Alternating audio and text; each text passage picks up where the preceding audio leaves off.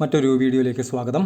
ഇന്നിവിടെ വിശകലനം ചെയ്യുന്നത് 4/2/1971 ജനിച്ച ഒരാളുടെ ഗ്രഹസ്ഥിതിയാണ്. രോഹിണിയാണ് നക്ഷത്രം. രോഹിണി 1-ാം പാദം. മീന ലഗ്നം. ലഗ്നത്തിൽ ഗുളികൻ, 2-ൽ ശനി, 3-ൽ ചന്ദ്രൻ, 4-5 ഭാവങ്ങൾ ശൂന്യം, 6-ൽ കേതു, 7-8 ഭാവങ്ങൾ ശൂന്യം, 9-ൽ ഭാഗ്യസ്ഥാനത്ത് കുജൻ, ഗുരു, 10-ൽ ശുക്രൻ, 11-ൽ സൂര്യൻ, ബുധൻ, 12-ൽ രാഹു. ഇതാണ് ഇദ്ദേഹത്തിൻ്റെ ഗ്രഹസ്ഥിതി. ഈ ഗ്രഹനില പരിശോധിക്കുന്ന സമയത്ത് വളരെ താഴ്ചയിൽ നിന്ന് ഉയരങ്ങളിലേക്ക് എത്തുന്ന ഒരാളുടെ ഗ്രഹസ്ഥിതി കൂടിയാണിത്. കുറേയധികം പ്രത്യേകതകളുള്ള ഒരു ഗ്രഹനിലയുമാണ്. ഒന്ന്, അതിൽ നെഗറ്റീവ്സും ഉണ്ട്, പോസിറ്റീവ്സും ഉണ്ട്. പ്രധാനമായിട്ടും ലഗ്നത്തിൽ ഗുളികൻ നിൽക്കുന്നു എന്ന് പറയുന്ന സമയത്ത് ശ്രദ്ധിക്കേണ്ടുന്ന കുറേ കാര്യങ്ങളുണ്ട്. മുൻപ് ഒരുപാട് വീഡിയോകളിൽ പറഞ്ഞിട്ടുള്ള ഒരു കാര്യമാണ്. പ്രത്യേകിച്ചും ഇത്തരക്കാർക്ക് എന്തെങ്കിലുമൊക്കെ ഹെൽത്ത് ഇഷ്യൂസ് ഇടവിട്ടോ അല്ലാതെയോ ഒക്കെ ആയിട്ട് കണ്ടുവരാറുണ്ട്. അപ്പോൾ അതിന് വേണ്ടുന്ന വൈദ്യസഹായങ്ങൾ കൃത്യമായിട്ടുള്ള സമയത്ത് തന്നെ എടുക്കുക എന്ന് പറയുന്നത് ഏറ്റവും പ്രധാനപ്പെട്ട ഒരു കാര്യം തന്നെയാണ്. അതേപോലെ തന്നെ എന്തെങ്കിലുമൊക്കെ കാര്യങ്ങൾക്ക് ഇറങ്ങുന്ന സമയത്ത് തുടക്കത്തിലൊരു തടസ്സം വയ്ക്കുന്ന രീതി, ശൈലി ഒക്കെ ധാരാളമായിട്ട് ലഗ്നത്തിൽ ഗുളികനുള്ള ആളുകൾക്ക് കണ്ടുവരാറുണ്ട്. അപ്പോൾ അതും കൃത്യമായിട്ട് പരിഗണിക്കേണ്ടുന്ന ഒരു കാര്യം തന്നെയാണ്. ഒരു തടസ്സം കണ്ടു കഴിഞ്ഞാൽ അതിൽ നിന്ന് പിന്മാറാതെ അതെന്താണെന്ന് മനസ്സിലാക്കി വർദ്ധിത വീര്യത്തോടു കൂടി വീണ്ടും ശ്രമിച്ചാൽ ആ കാര്യം നടക്കും. ഉപരി ഗുളികനുമായി ബന്ധപ്പെട്ടിട്ടുള്ള പരിഹാരം കൂടെ കൃത്യമായിട്ട് ചെയ്തു പോകാൻ പറ്റിയാൽ ഏറെ നന്ന്. ഇവിടെ ലഗ്നാധിപനായിട്ടുള്ള ഗ്രഹം ശക്തനായിട്ടുള്ള, അതല്ല എങ്കിൽ സർവശക്തനായിട്ടുള്ള വ്യാഴമാണ്. ലഗ്നാൽ 9-ൽ കുജനോടൊത്ത് കുജൻ്റെ ക്ഷേത്രത്തിൽ നിൽക്കുന്നു. അത് വർഗോത്തമം ചെയ്ത കുജൻ തന്നെയാണ്. കുജൻ ഗുരു, ശത്രുക്കളൊന്നുമല്ല. അതുകൊണ്ട് തന്നെ ലഗ്നാൽ 9-ലെ വ്യാഴം ഇദ്ദേഹത്തെ സംബന്ധിച്ച് നല്ലത് തന്നെയാണ്. വ്യാഴത്തിൻ്റെ 5-ാമത്തെ ദൃഷ്ടി ലഗ്നത്തിലേക്കുള്ളത് കൊണ്ട് തന്നെ സമൂഹത്തിൽ നിന്നുള്ള അംഗീകാരം, അതല്ല എങ്കിൽ മറ്റുള്ള ആളുകളിൽ നിന്നുള്ള അംഗീകാരം, സത്യസന്ധത, വ്യക്തിത്വം പോലെയുള്ള കാര്യങ്ങൾ ഇദ്ദേഹത്തിന് 100% ഉണ്ടാകും. കൃത്യമായിട്ടും ഒരു എത്തിക്സ് പാലിച്ച് ജീവിതത്തെ മുന്നോട്ട് നയിക്കുന്ന കാര്യങ്ങളായിരിക്കും ഇത്തരം വ്യക്തികൾ ഏറിയ പങ്കും ചിന്തിക്കാറ്, പറയാറ്, പ്രവർത്തിക്കാറ്. അതുപോലെ തന്നെ ഈ ലഗ്നാൽ 9-ൽ വ്യാഴം നിൽക്കുകയും വ്യാഴ ലഗ്നമാവുകയും പ്രസ്തുത വ്യാഴം ലഗ്നത്തിലേക്ക് ദൃഷ്ടി ചെയ്യുകയും ചെയ്താൽ ഇത്തരക്കാർക്കൊരു അലിവുള്ള മനസ്സ് ഉണ്ടാകും. അവിടെ ഒരു പ്രശ്നവുമുണ്ട്.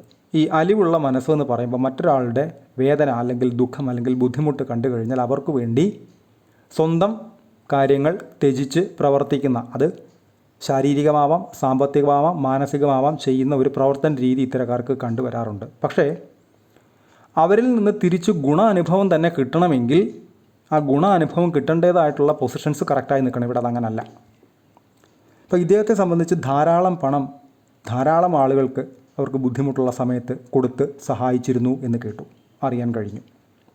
പക്ഷേ അതിലേറിയ പങ്കും നഷ്ടപ്പെടുകയാണ് ഉണ്ടായത്. തിരിച്ചു തരാമെന്ന് പറഞ്ഞ പേരിൽ മേടിക്കുകയും എന്നാൽ പിന്നീട് ആ വഴി തിരിഞ്ഞു നോക്കാതിരിക്കുകയും ചെയ്യുന്ന അനുഭവങ്ങൾ ധാരാളമായിട്ട് ഈ വ്യക്തിക്ക് അനുഭവിക്കേണ്ടതായിട്ട് വന്നിട്ടുണ്ട്. പൊതുവേ ഇദ്ദേഹത്തിൻ്റെ ധനസ്ഥാനത്ത് ശനി നീചനാണ്, നീച ഭംഗമുണ്ട്. പക്ഷേ ഗുളികൻ്റെ ദൃഷ്ടിയിൽ നിൽക്കുന്ന ശനിയാണ്. മാത്രവുമല്ല വ്യയസ്ഥാനത്ത്, ചെലവിൻ്റെ സ്ഥാനത്ത് രാഹു നിൽക്കുകയും ചെലവിൻ്റെ സ്ഥാനത്തിൻ്റെ, അതായത് വ്യയസ്ഥാനത്തിൻ്റെ അധിപൻ ശനി നീചനായിട്ട് നിൽക്കുകയും ചെയ്യുകയും അവിടേക്ക് ഗുളികൻ്റെ ദൃഷ്ടി വരികയും ചെയ്യുമ്പോൾ പണം ഏതെങ്കിലുമൊക്കെ വഴിക്ക് ചിലവായി പോകേണ്ടതായിട്ടുള്ള സാഹചര്യങ്ങൾ മുന്നിൽ കൊണ്ടുവന്ന് ഇടും. അതല്ല എങ്കിൽ നിർത്തും. അതിലേക്ക് നമ്മളെ ഇറക്കുകയും അതിൽ ഇടപെടിക്കുകയും ആ പണം ചെലവഴിക്കുകയും ചെയ്യും.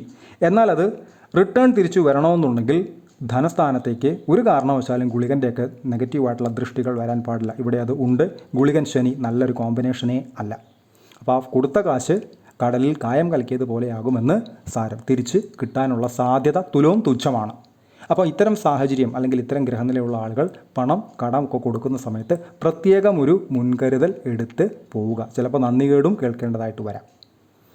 ഇത് വളരെ ശ്രദ്ധിക്കേണ്ടുന്ന ഒരു കാര്യമാണ്. 12-ൽ നിൽക്കുന്ന രാഹു 1-ാമത്തെ പ്രശ്നം തന്നെയാണ്. 12-ലേക്ക് വരുന്ന ലഗ്നത്തിൽ നിന്നുള്ള ഗുളികൻ്റെ ദൃഷ്ടി, 12-ാമത്തെ ദൃഷ്ടി പ്രശ്നം തന്നെയാണ്. ധനസ്ഥാനത്ത് നീചനായി നിൽക്കുന്ന ശനി, അവിടേക്ക് വരുന്ന ലഗ്നത്തിൽ നിന്നുള്ള 2-ാമത്തെ ഗുളികൻ്റെ ദൃഷ്ടി പ്രശ്നം തന്നെയാണ്. അത് നവാംശത്തിലും ഗുളികൻ്റെ സ്ഥാനം മീനത്തിൽ തന്നെയാണ്. അപ്പോൾ പവർ, ശക്തി കൂടും, ആക്രമണത്തിൻ്റെ ശേഷിയും കൂടും. അപ്പോൾ അതിനനുസരിച്ച് മുൻകരുതലെടുത്ത് പോയില്ല എങ്കിൽ ധനപരമായിട്ടുള്ള ബ്ലോക്സ് അല്ലെങ്കിൽ ബുദ്ധിമുട്ടുകൾ ഉണ്ടാകാനുള്ള സാധ്യത വളരെ കൂടുതലാണ്. മാത്രവുമല്ല, അപ്പോൾ ഇദ്ദേഹത്തിൻ്റെ അലിവുള്ള മനസ്സ് അല്ലെങ്കിൽ മറ്റുള്ള ആളുകളോട് ദയ കാണിക്കുന്ന ഒരു പെരുമാറ്റം എന്ന് പറഞ്ഞല്ലോ, അത് ലഗ്നത്തിലേക്ക് വരുന്ന വ്യാഴത്തിൻ്റെ ദൃഷ്ടി ഒന്നാമത്തെ കാര്യം. അതുകൊണ്ട് ഗുളികൻ്റെ ദോഷത്തെ ഒരു പരിധിവരെ ബ്ലോക്ക് ചെയ്ത് നിർത്തുന്നതിന് വ്യാഴം സഹായിക്കും. ഉപരി ഇദ്ദേഹത്തിൻ്റെ ലഗ്നാൽ 5ാം ഭാവാധിപനായിട്ടുള്ള ഗ്രഹം ചന്ദ്രനാണ്, ഉച്ചസ്ഥനായിട്ടാണ് നിൽക്കുന്നത്. നല്ല പൊസിഷൻ തന്നെയാണ് ഇടവത്തിലെ ചന്ദ്രൻ എന്ന് പറയുന്നത്. അതേപോലെ തന്നെ ചന്ദ്രനിലേക്ക് 5, 6, 7 വ്യാഴത്തിൻ്റെ 7ാമത്തെ ദൃഷ്ടി വരുന്നുണ്ട്. അങ്ങേയറ്റം നല്ലതാണ്. മാത്രവുമല്ല, ലഗ്നാൽ 5ലേക്ക് വ്യാഴത്തിൻ്റെ 9ാമത്തെ ദൃഷ്ടിയും വരുന്നുണ്ട്. അപ്പോൾ തീർച്ചയായിട്ടും ഒരു ഹ്യൂമാനിറ്റേറിയൻ കൺസെപ്റ്റ്, ഒരു മാനുഷിക പരിഗണന കൊടുത്തുകൊണ്ടുള്ള തീരുമാനങ്ങളായിരിക്കും ജീവിതത്തിൽ ഇദ്ദേഹം ഏറിയ പങ്കും ആരോടായാലും കാണിച്ചിട്ടുണ്ടാവുക. പക്ഷേ ഈ 12ാം ഭാവാധിപനും 12ലെ രാഹു ഗുളികൻ കോമ്പിനേഷനും, ഗുളികൻ്റെ ദൃഷ്ടിയും രാഹു നിൽക്കുന്നതും ഈ തിരിച്ചുള്ള പ്രവർത്തനങ്ങൾ കറക്റ്റായിരിക്കില്ല. അതല്ല എങ്കിൽ എന്തെങ്കിലുമൊക്കെ മുഷിച്ചിലിനോ ഒക്കെ ഇടവരുത്തുകയും ചെയ്യും സാമ്പത്തികമായിട്ടുള്ള കാര്യങ്ങളിൽ. ഇത് വളരെ ശ്രദ്ധിക്കേണ്ടുന്ന ഒരു കാര്യം തന്നെയാണ്. മാത്രവുമല്ല, ഇദ്ദേഹത്തിൻ്റെ ലഗ്നാൽ 4ാം ഭാവാധിപൻ ബുധനാണ്. അത് സൂര്യനോടൊത്താണ് ശനിയുടെ ക്ഷേത്രത്തിൽ നിൽക്കുന്നത്. സൂര്യൻ ശനി നല്ലൊരു കോമ്പിനേഷൻ അല്ല. 4ലേക്ക് ഗുളികൻ്റെ ദൃഷ്ടി ഏറ്റുവാങ്ങിയ ശേഷം ശനിയുടെ ദൃഷ്ടിയും, അതേ ശനി തൻ്റെ 10ാം ദൃഷ്ടി 4ാം ഭാവാധിപൻ നിൽക്കുന്ന ഇടത്തേക്ക്, പ്രത്യേകിച്ചും ശത്രുവായ സൂര്യൻ കൂടെ ഉള്ളിടത്തേക്ക് ദൃഷ്ടി കൊടുക്കുന്നത് കൊണ്ട് വാഹന സംബന്ധമായിട്ടോ അല്ലെങ്കിൽ വസ്തു സംബന്ധമായിട്ടോ വീട് സംബന്ധമായിട്ടോ ഒക്കെ എന്തെങ്കിലും ബുദ്ധിമുട്ടുകൾ ഉണ്ടാകാനുള്ളൊരു സാധ്യത ഉണ്ട് എങ്കിൽ അതിന് വേണ്ടുന്ന മുന്നൊരുക്കങ്ങൾ നടത്തി തന്നെ പോകേണ്ടതാണ്. മാത്രവുമല്ല, ബാധ്യതകളിൽ നിന്ന് പരമാവധി ഒഴിഞ്ഞു നിൽക്കാൻ അങ്ങേയറ്റം ജാഗ്രതയോടെ തന്നെ ശ്രദ്ധിക്കേണ്ടതുമാണ്. ഇത് വളരെ പ്രസക്തമായിട്ടുള്ള ഒരു കാര്യമാണ്. 4ലേക്ക് വരുന്ന ശനിയുടെ ദൃഷ്ടി ശ്രദ്ധിക്കേണ്ടത് തന്നെയാണ്. വാഹന സംബന്ധമായിട്ടൊക്കെയുള്ള എന്തെങ്കിലും ബുദ്ധിമുട്ടുകളോ അതല്ല എങ്കിൽ പണം ധാരാളം ചെലവഴിക്കുന്ന അവസ്ഥയോ ഒക്കെ ഉണ്ടാകാനുള്ള ഒരു സാധ്യത വളരെ കൂടുതലാണ്. അപ്പോൾ അതിന് വേണ്ടുന്ന മുന്നൊരുക്കങ്ങൾ നടത്തി തന്നെ വേണം, ഒരു വ്യക്തത വരുത്തി തന്നെ വേണം പോകാനായിട്ട്. ലഗ്നാൽ 10ൽ ശുക്രൻ, 10ാം ഭാവാധിപൻ വ്യാഴം കുജനോടൊത്ത് ഭാഗ്യസ്ഥാനത്ത് നിൽക്കുന്നു. വിദേശത്താണ് ഈ വ്യക്തി ഏറിയ പങ്കും ജോലി ചെയ്യുന്നത്. അത്യാവശ്യം നല്ല ജോലി തന്നെയാണ്. എന്നാൽ സ്ട്രെസ്സ് പോലെയുള്ള കാര്യങ്ങൾ പല സമയങ്ങളിലും ഉണ്ടാകാറുണ്ട്.